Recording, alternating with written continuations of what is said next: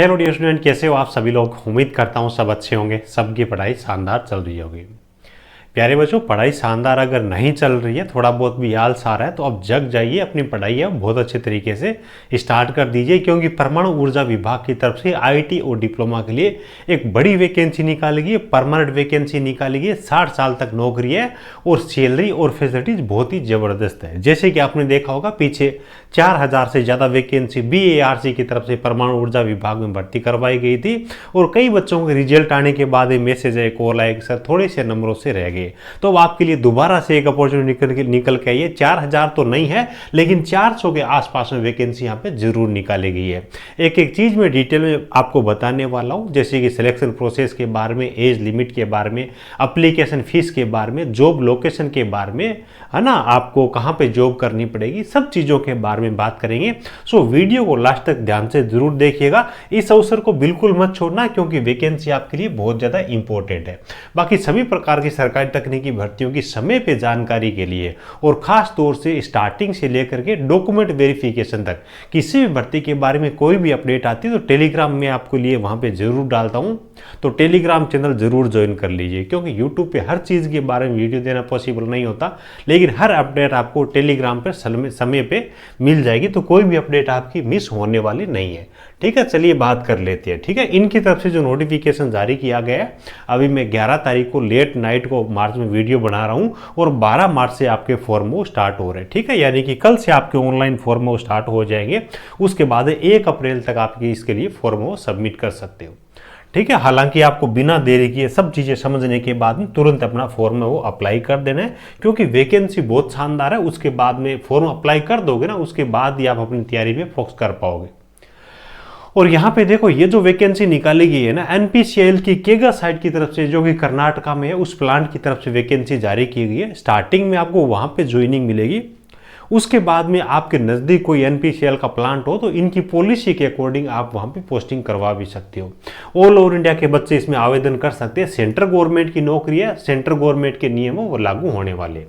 चलिए बात कर लेते हैं यहाँ पे वैकेंसी के बारे में। सबसे पहली चीज है साइंटिफिक असिस्टेंट ग्रेड B, जो कि पहले दिन से आपकी परमानेंट नौकरी रहेगी, कोई भी ट्रेनिंग पीरियड नहीं रहेगा। JEE लेवल की वैकेंसी 35,000 से ज्यादा बेसिक सैलरी रहेगी।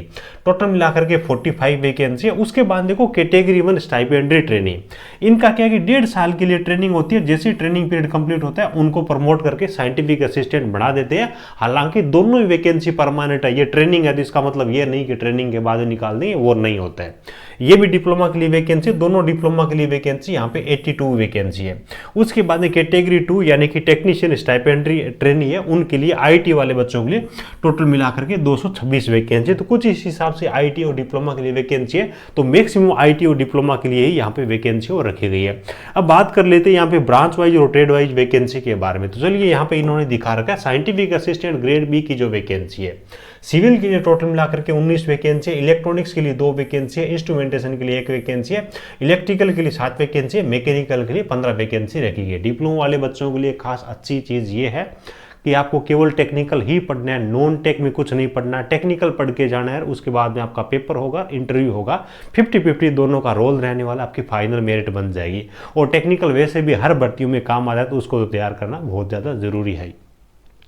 उसके बाद देखो कैटेगरी 1 में इन दोनों में डिप्लोमा वाले एलिजिबल है, ये ध्यान रखिएगा। ठीक है, इलेक्ट्रॉनिक्स में यहाँ पे 13 वैकेंसी है, इंस्ट्रूमेंटेशन में 6 वैकेंसी है, इलेक्ट्रिकल के लिए 24 वैकेंसी, यानी कि 24 वैकेंसी ये होगी और 7 ये होगी, तो 30 से ज्यादा वैकेंसी। मैकेनिकल के लिए यहाँ पे 33 वैकेंसी होगी, 33 और 15 लगभग 50 के आसपास में वैकेंसी। तो इस हिसाब से यहाँ पर भी 82 वैकेंसी। अब देखो ITA के लिए तो बहुत ही अच्छी वैकेंसी है, इतनी वैकेंसी है IT और डिप्लोमा के लिए कि आप तैयारी इसकी सेपरेटली कर सकते हो, वो चीज है।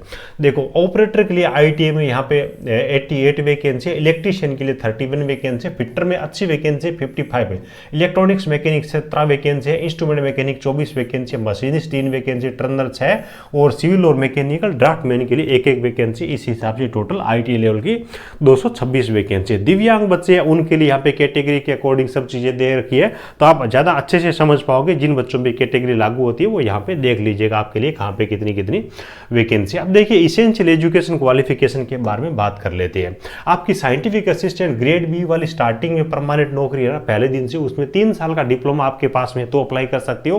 10+2 के बाद में 2 साल का डिप्लोमा किया तो भी आप आवेदन करने के लिए एलिजिबल हो। लेकिन ध्यान रखिएगा, किसी भी परमाणु ऊर्जा विभाग के किसी भी यूनिट में IIT प्लस 2 साल का पॉलिटेक्निक का डिप्लोमा होता है, उसको वो नहीं लेते हैं, ये ध्यान रखिएगा। डिप्लोमा आपका मिनिमम 60% से होना चाहिए।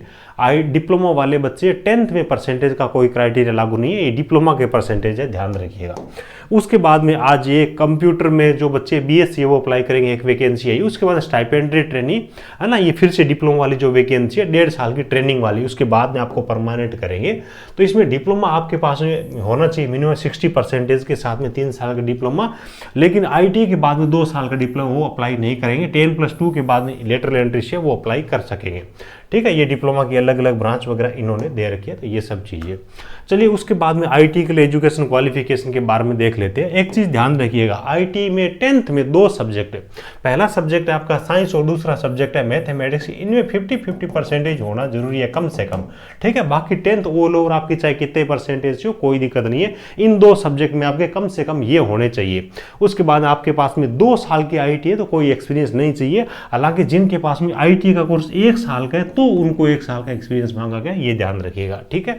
बाकी कहीं कोई दिक्कत नहीं है। जिन बच्चों की कोविड में 10th पास किया है उनके लिए परसेंटेज का कोई क्राइटेरिया लागू है नहीं, ये ध्यान रखिएगा। उसके बाद देखिए जो ऑपरेटर वाले टेक्नीशियन की वैकेंसी है, जो बच्चे फिजिक्स केमिस्ट्री और मैथमेटिक्स के साथ में 10+2 किए वो यहाँ पे फॉर्म भरने के लिए एलिजिबल है।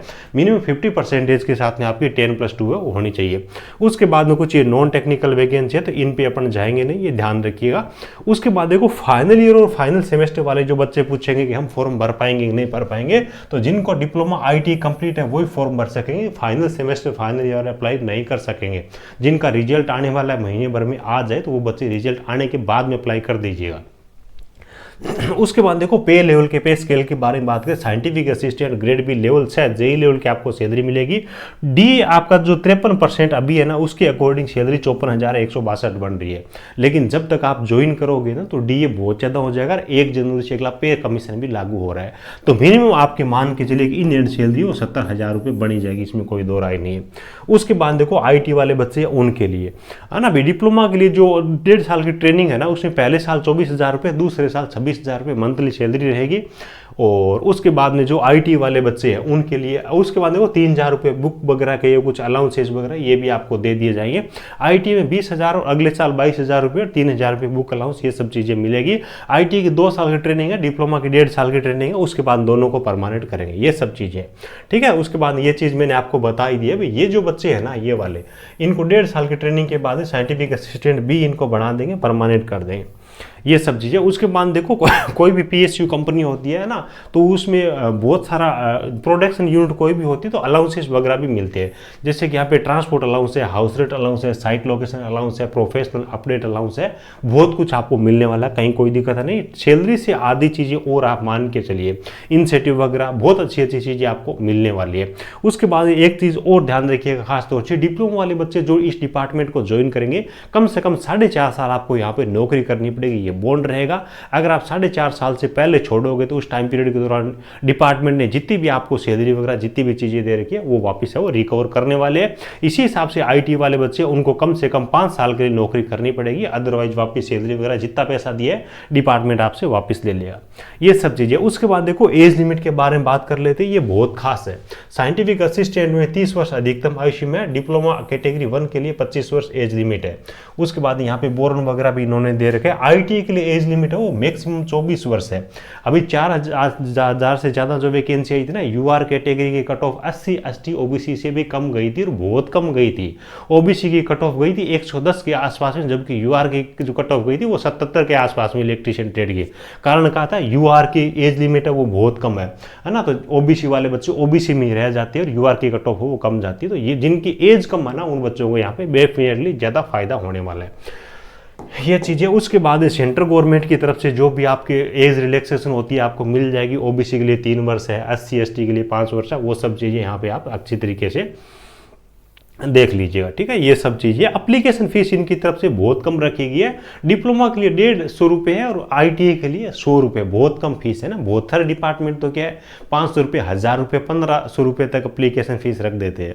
है ना। अभी पढ़ने वाला बच्चा 1000 रुपये 1500 रुपये तो एक महीने का रेंट देता है पूरे महीने का, इतनी एप्लीकेशन फीस कहाँ से आएगी। तो इन्होंने ये चीज़ बहुत अच्छी की, आगे नोटिफिकेशन में दे रखा है।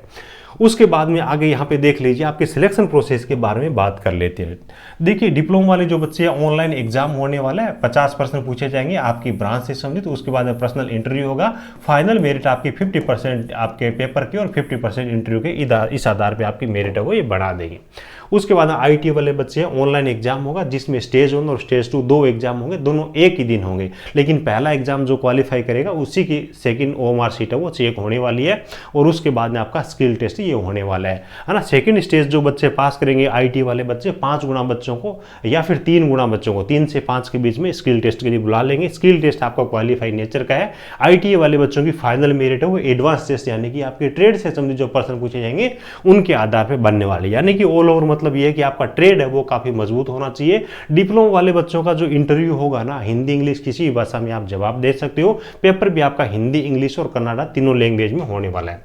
अब देखिए जो डिप्लोमा वाले बच्चे हैं उनके लिए अपन प्रश्न पत्र की बात करें, स्टेज 1 जो आपका पेपर होने वाला है, 50 प्रश्न पूछे जाएंगे, ऑब्जेक्टिव प्रश्न, 1.5 घंटे का टाइम दिया जाएगा। सब्जेक्टिव नॉलेज यानी कि केवल और केवल ब्रांच से संबंधित आपका नॉलेज चेक करेंगे।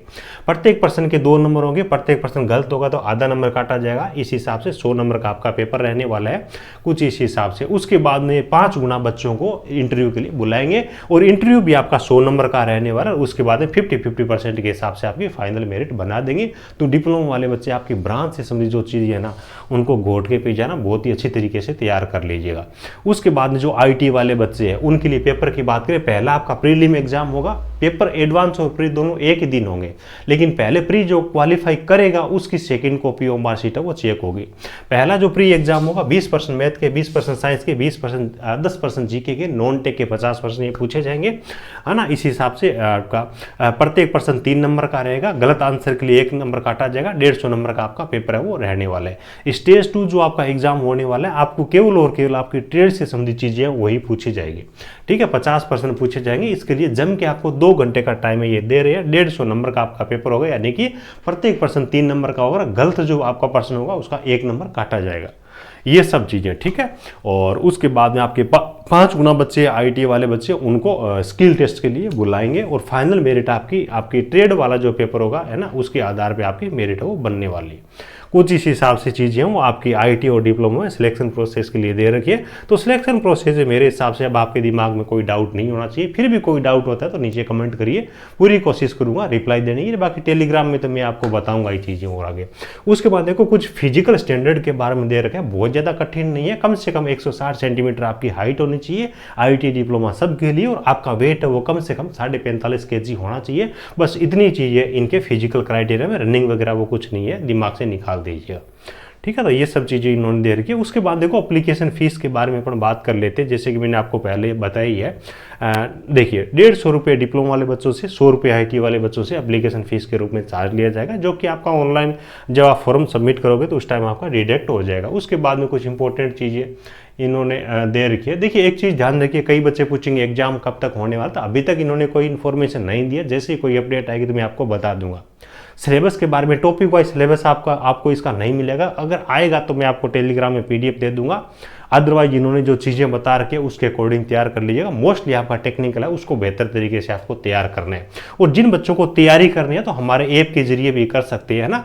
ऐप में आपको अलग अलग ट्रेड के लिए बहुत ही शानदार हैंड रिटन नोट्स जो कि हम डाक से भेजते हैं, ऑल ओवर इंडिया में कोई सा भी एग्जाम हो, हैंड रिटन नोट से बहुत सारे प्रश्न है वो हूबहू मैच होते हैं, है ना। और वीडियो कोर्स भी हमने वहाँ पे दे रखे, तो उन चीज़ों का आप फायदा उठा सकते हो। अलग अलग टेस्ट सीरीज वगैरह जहाँ से भी आप तैयारी करो, भी जिसका समझ आता है वहाँ से आप तैयारी करो, लेकिन तैयारी करना बहुत ज़्यादा जरूरी है, क्योंकि दिन प्रतिदिन कंपटीशन है वो बढ़ता जा रहा है। अभी आपको अगर 5 घंटे की पढ़ाई करनी पड़ रही है तो ऐसे समझिए कि 1 साल बाद में आपको 7 घंटे पढ़ने पड़ेगा, है ना। तो तैयारी आप कर लो बहुत अच्छी तरीके से, जितनी आप मेहनत कर सकते हो उतनी मेहनत करिए। बस ये है कि जब आप रात को सोते हो तो ये होना चाहिए कि आपसे ज़्यादा कोई पढ़ाई करके तो नहीं सोया। ये इस उद्देश्य के साथ में आप पढ़ोगे तो आपका सरकारी नौकरी में डेफिनेटली सिलेक्शन होने वाला है, ठीक है। तो ये नोटिफिकेशन मोस्टली अपन ने जो चीज़ अपने काम किया उनको पढ़ लिया। बाकी कोई अपडेट आएगी तो टेलीग्राम में भी आपको अपडेट दे दूंगा, और यूट्यूब पे भी कोशिश करूंगा होगा तो वीडियो आपको बना दूंगा, ठीक है। चलिए, वीडियो अच्छा लगा और लाइक करना, अपने ज़रूरतमंद दोस्तों के साथ में इस वीडियो को शेयर जरूर करना। जो बच्चे चैनल पे पहली बार विजिट कर रहे हैं, सब्सक्राइब करके बेल आइकन को ऑल पे जरूर प्रेस कर लीजिए ताकि आगे की वीडियो के आपको नोटिफिकेशन मिल जाए। Thank you, best of luck.